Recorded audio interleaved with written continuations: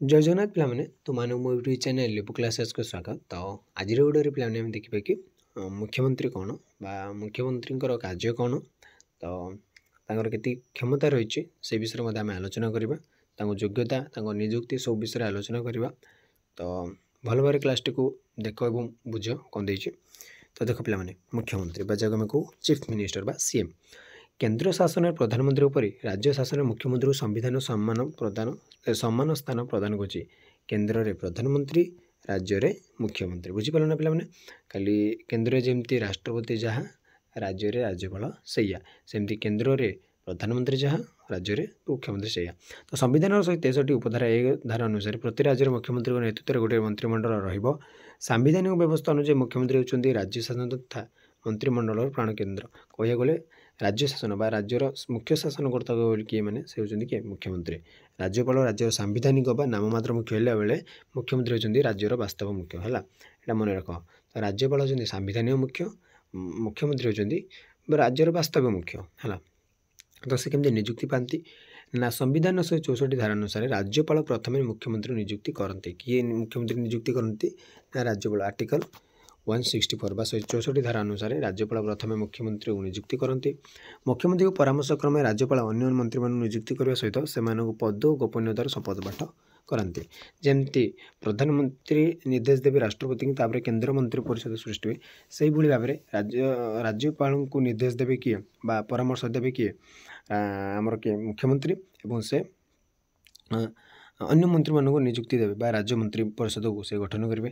ସାଧାରଣତଃ ବିଧାନସଭା ନିର୍ବାଚନରେ ଯେଉଁ ଦଳ ପୂର୍ଣ୍ଣ ସଂଖ୍ୟା ଗରିଷ୍ଠତା ହାସଲ କରେ ସେହି ଦଳର ନେତାଙ୍କୁ ମନ୍ତ୍ରିମଣ୍ଡଳ ଗଠନ କରିବାକୁ ରାଜ୍ୟପାଳ ଆମନ୍ତ୍ରଣ କରନ୍ତି ବା ସେ ମୁଖ୍ୟମନ୍ତ୍ରୀ ଭାବରେ ନିଯୁକ୍ତି ହୁଅନ୍ତି। ଯେଉଁ ଦଳ, ଯେମିତି ବର୍ତ୍ତମାନ ବିଜେପି, ସେ ବିଜେପିର ଯିଏ ମୁଖିଆ ସେ ଯାହାକୁ କଲେ ସେ ଦଳ ହେଲା ବିଜେଡ଼ି, ତାର ଯିଏ ମୁଖ୍ୟ ଥିବେ କଂଗ୍ରେସ, ତାର ଯିଏ ମୁଖ୍ୟ ଥିବେ, ତ ସେମିତି।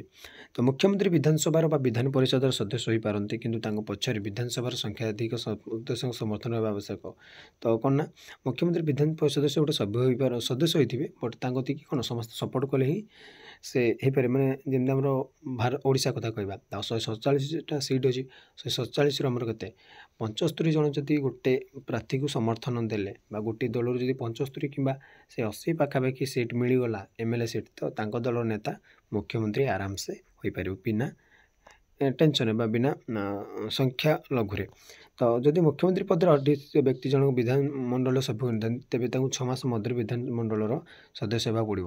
ଯଦି ସେ ଜଣେ MLA ହୋଇନଥାନ୍ତି ବା ଗୋଟେ ବିଧାନମଣ୍ଡଳ ସେ ନିର୍ବାଚିତ ମନ୍ତ୍ରୀ ହୋଇଯାଆନ୍ତି, ଖାଲି ତାଙ୍କ ଦଳ ସେ ସଭାପତି ଥିବେ ଏବଂ ସେ ମନ୍ତ୍ରୀ ହୋଇଯିବେ, ହେଇପାରିବେ ମୁଖ୍ୟମନ୍ତ୍ରୀ, କିନ୍ତୁ ତାଙ୍କୁ 6 ମାସ ମଧ୍ୟରେ ସେ ଦଳରୁ କ'ଣ ଗୋଟିଏ ସଦସ୍ୟ ହେବାକୁ ପଡ଼ିବ, ନହେଲେ ତାଙ୍କୁ ମୁଖ୍ୟମନ୍ତ୍ରୀ ପଦରୁ ଇସ୍ତଫା ଦେବାକୁ ପଡ଼ିବ।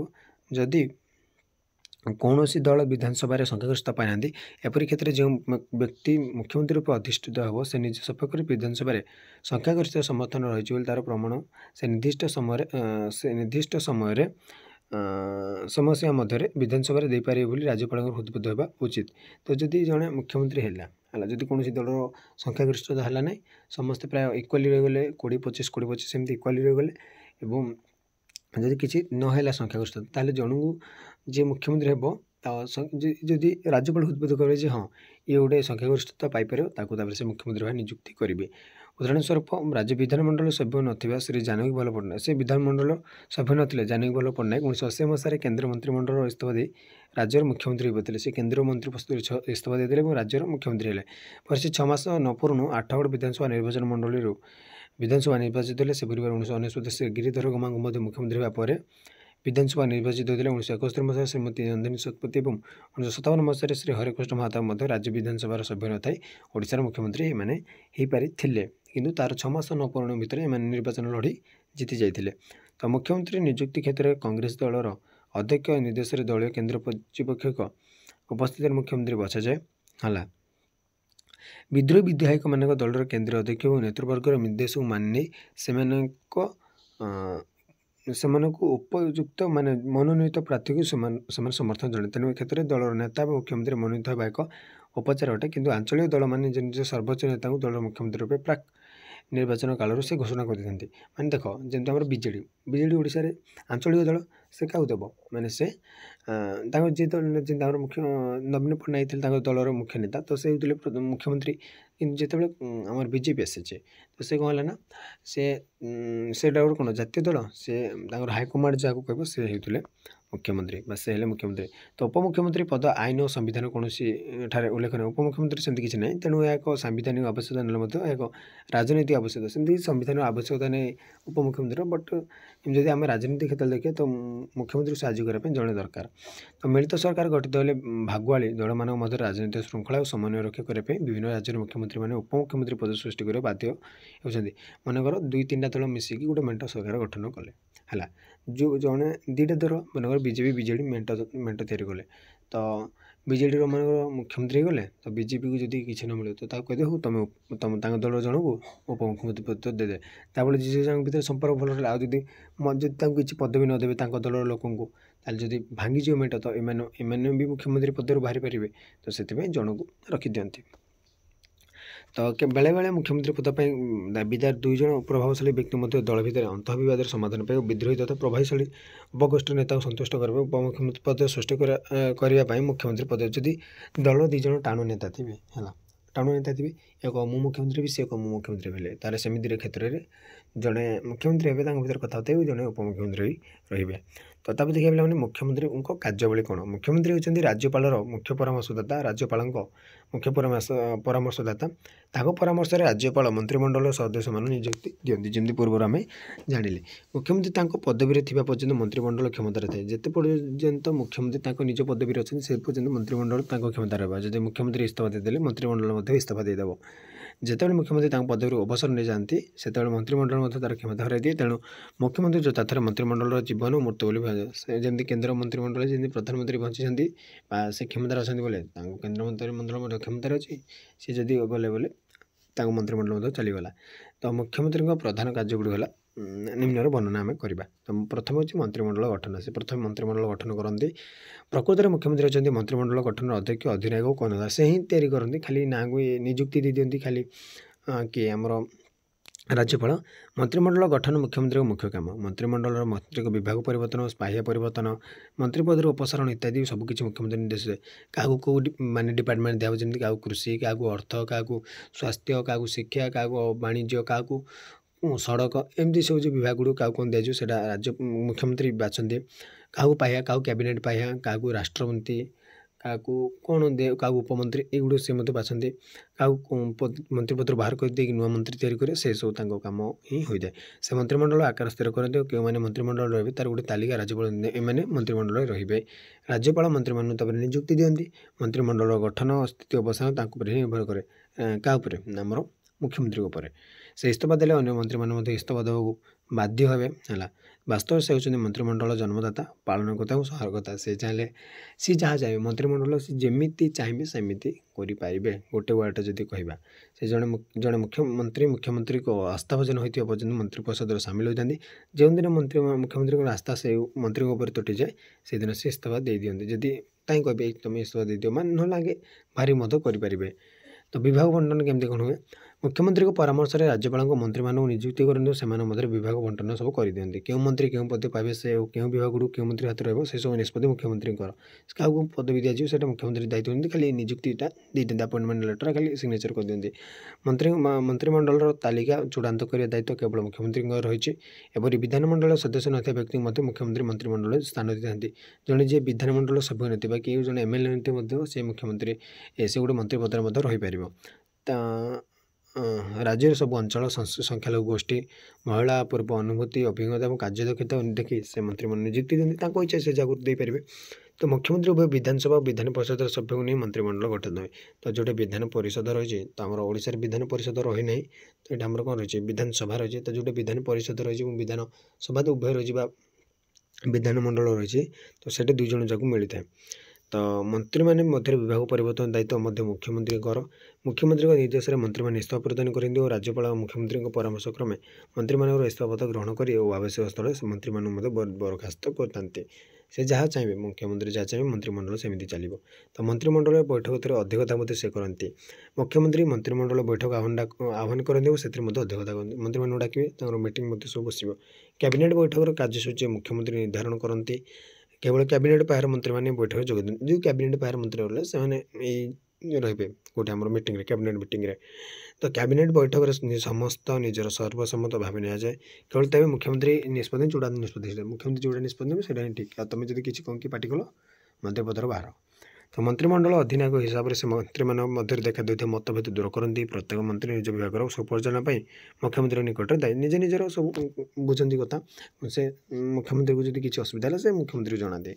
तो मुख्य समन्वय रक्षाकारी से होती चीफ कोऑर्डिनेटर मंत्री मान मध्य समन्वय रक्षा करने दायित्व मुख्यमंत्री को मंत्री सहित समस्त जमी तालमेल रे सेमती राज्यर विभिन्न योजना विभाग मध्य मुख्यमंत्री समन्वय रक्षा करते मंत्री और विभिन्न विभाग मध्य विवाद देखा मुख्यमंत्री से समाधान करते मंत्री मान कार्य तदारख दायित्व मंत्री मैंने ठीक भाव कार्य कर से दायित्व किए देखिए ना मुख्यमंत्री कौन मंत्री कर्तव्य संपादन मुख्यमंत्री असंतुष्ट हेले से उक्त मंत्री तागिद करते परवर्ती समय मंत्री कार्य देखते कौन उन्नति न घटला मुख्यमंत्री समूह स्वार्थ दृष्टि उक्त मंत्री इस्तीफा देवाई बाध्य करते निर्देश देते और आवश्यक स्थल बहिष्कार करने राज्यपाल से परामर्श देते मैंने तुम बहिष्कार कर दियो कारण से किसी कम न गला खाली मंत्री पद पाई बहुत गुड़े पे देख गोटे मंत्री पद बाट छोट मंत्री पद पाइबा छोट कथा नुह मंत्री पद पाइले किसी ना एनजय मैंने कौन से खाली एनजय कले कौन हम बहुत गुड़े सुविधा मिल जाए पर्क्स मिलूँ तो से उचित कार्य न कले मंत्री पदर बाहर कर दिया।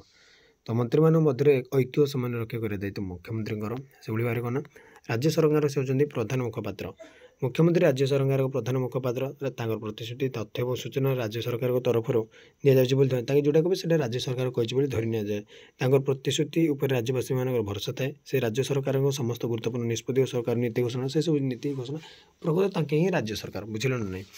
तो से मंत्रिमंडल गृहीत निष्पत्ति अनुमोदन पर से विभाग पठा जाए जो अनुसार गोटे टपिक नहीं गोटे कौन कराला निष्पत्ति निगला तार जो टपिक मन स्वास्थ्य पर नहीं गोटे टपिकटे निगला निष्पत्ति निगला से स्वास्थ्य विभाग पठा कैबिनेट और मंत्रिमंडल मुख्य कार्यालय अधीन कार्य कर सूचना आदेश भाव कार्यकारी होता है।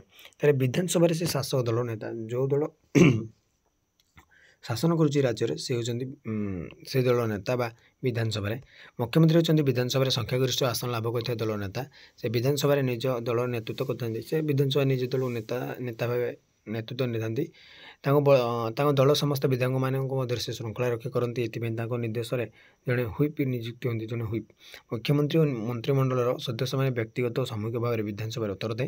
तो विधानसभा मंत्री मैंने प्रश्नोत्तर काल में कौन सी असुविधार सम्मुखीन होले विरोधी दल प्रश्न सठिक उत्तर नदेले मुख्यमंत्री मंत्री मान परिषद निजर प्रश्न उत्तर देते और मंत्रिमंडल सुरक्षा देते जदि क्वेश्चन गोटे आसला स्वास्थ्य टपिक नहीं स्वास्थ्य मंत्री गोटे क्वेश्चन पड़े विरोधी दल जब से किसी न कह पारे से मुख्यमंत्री कही दिखती बचे दिखती। तो राज्यपाल से मुख्य परामर्शदाता किए मुख्यमंत्री होती राज्यपाल मुख्य परामर्शदाता साधारणतः राज्यपाल मुख्यमंत्री परामर्श कार्य करती और राज्यपाल केतक वैधानिक कर्तव्य संपादन करने समय विधानसभा नेता तथा मुख्यमंत्री को परामर्श नहीं था परामर्श करते परामर्श नहीं था जब आम देखिए गोटे उदाहरण स्वरूप तो विधानसभा अधिवेशन करवा अधिवेशन सब परिसर घोषणा करवा विधानसभा भांगा बिल गुड़ सम्मति प्रदान करने इत्यादि केतक वैधानिक क्षमता प्रयोग करने समय राज्यपाल मुख्यमंत्री सहित से परामर्श करते अध्यादेश जारी करने अन्य गुरुत्वपूर्ण कार्य समय राज्यपाल सब मुख्यमंत्री परामर्श कार्य करती। तर आसला से हेले शासक दल नेता जो दल शासक अच्छे से पूरा नेता बहुत समय देखा जाए मुख्यमंत्री निजे दलर प्रादेशिक सभापति होता जमी आम नवीन पट्टनायक थे आम मुख्यमंत्री जी से बीजेडी आम सभापति से बर्तमान अच्छा से होती निज दल सर्वोच्चता से सर्वसेवा निज दलर साधारण अर्थर दलर सुप्रीमो होती निजे मुख्यमंत्री यदि अन्य जन सभापति पद निर्दिष्ट करे तेज मुख्यमंत्री निर्देश दल परिचालित जदि दल निर्वाचन विजय कर सम्मान मर्यादा वृद्धि पाए। तो विधानसभा भंग से परामर्श करते कार्यकाल संपन्न होगा पूर्व विधानसभा भांगी देवाई मुख्यमंत्री राज्यपाल परामर्श दिया विधानसभा भांगी दि जाए यदि सरकार अनास्था प्रस्ताव संख्यागरिष्ठ सदस्य समर्थन पाया पर मुख्यमंत्री विधानसभा भांगी देवा सुपारिश कले राज्यपाल ग्रहण न करिपारन्ते एपरि परिस्थिति राज्यपाल विकल्प सरकार गठन कर चेष्टा करती। छाड़ तापर आसला केन्द्र और राज्य मध्य संजोग सेतु से केन्द्र और राज्य मध्य गोटे सेतु भाया कार्य करते ब्रिज। तो मुख्यमंत्री केन्द्र और राज्य मध्य गोटे संजोग रक्षा करते। मुख्यमंत्री जातीय अनुष्ठान और सम्मेलन राज्य प्रतिनिधि कहते मैंने कि गोटे जातीय स्तर गोटे मीटिंग है ओडिशा तरफ किए जी ना मुख्यमंत्री। तो से जातीय उन्नयन परिषद जातीय सन्धि परिषद आंचलिक परिषद अन्य सर्वभारत अनुष्ठान मान राज्य को प्रतिनिधित्व करते। से भाव में राज्यपाल जमी देख बाहर देश किए जी प्रधानमंत्री भारत प्रतिनिधित्व करेंगे वैदेशिक मंत्री जी से भाव में अन्य राज्य को जो जी मुख्यमंत्री जी माने जो भारत भितर जब कौन किसी मीटिंग है तो ओडिशार नेतृत्व ने किए ना मुख्यमंत्री।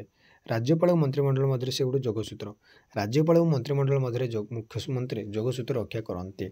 से राज्यर प्रशासन संपर्क सदासर्वदा राज्यपाल अवगत कराते। राज्यपाल चाहते प्रशासन संपर्कित समस्त विषय संबंध से सब तथ्य सब जोगाई दिखती एमती कौन सब कौन दरकार प्रशासनिक क्षेत्र में। तो राज्य शासन संपर्क समस्त प्रकार तथ्य राज्यपाल को जणावा होची मुख्यमंत्री सांविधानिक दायित्व। मुख्यमंत्री जे कौन समय राज्यपाल सहित साक्षात आलोचना करेंगे मात्र कौन मंत्री मुख्यमंत्री जरिए राज्यपाल को भेटी पारे मुख्यमंत्री जरिए से मंत्री चाहिए भेटी पारे राज्यपाल को। मंत्रिमंडल बैठक में निजातीय समस्त निष्पत्ति मुख्यमंत्री राज्यपाल जनी था कौन कौन सब निष्पत्ति निगला जो मंत्रिमंडल बैठक बसती। राज्य समस्त गुरुत्वपूर्ण नियुक्ति प्रदान क्षेत्र में राज्यपाल सर्वोच्च मुख्यमंत्री परामर्श ग्रहण करते। मुख्यमंत्री जहाँ को कहे तुम चीफ माने कौन आमर जो हाईकोर्टर चीफ जज रखी दियो माने से मुख्यमंत्री कहे राज्यपाल नियुक्ति देवे। तो तापर आसला पे कौन मुख्यमंत्री भूमिका कौन बा रोल ऑफ चीफ मिनिस्टर। तो मुख्यमंत्री और मंत्रिमंडल मुख्य से समान स्कंदों मध्य अग्रगण्य अन्य मंत्री मान नक्षत्र सहित तुलना करागले मुख्यमंत्री सूर्य कहला। तो से राज्य शासन प्रकृतकर्ता मुख्यमंत्री निज दल स्वार्थ व्यक्तिगत स्वार्थ को राज्यर बृहत्तर स्वार्थ भाव में निवेदन करें। तो आम जी कह मुख्यमंत्री बहुत क्षमता रही। तो मुख्यमंत्री पदवी गुरुत्व सफलता निर्भर कर व्यक्तित्व पर से केमती पदवीटा माने कौन चल पार्टी निज पदवीटा केमती सम्मान देखु मैंने आगू आणुंट सफलता कर व्यक्तित्व बल से जड़े साधारण से जनसाधारण सहयोग मंत्री और प्रशासन कर्मचारी सम्मान भाजन हो पारे।